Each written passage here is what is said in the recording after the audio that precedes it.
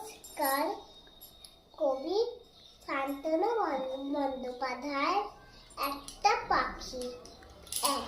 পাখি গাছের ডালে বৃত্তিতে ছিল। একটা মেয়ে ছাতা মাথায় স্কুলে যাচ্ছিল।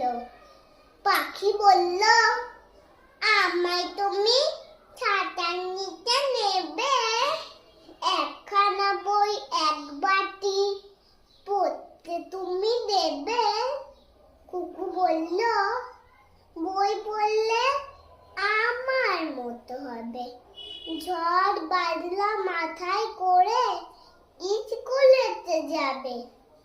তাতে তুমি পাখি হাঁচো, পাখি হয়েই বাঁচো। ঝড় বৃষ্টি গায়ে মেখে গাছের ডালে নাচো।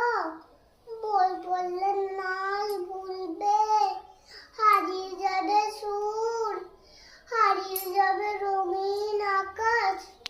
সব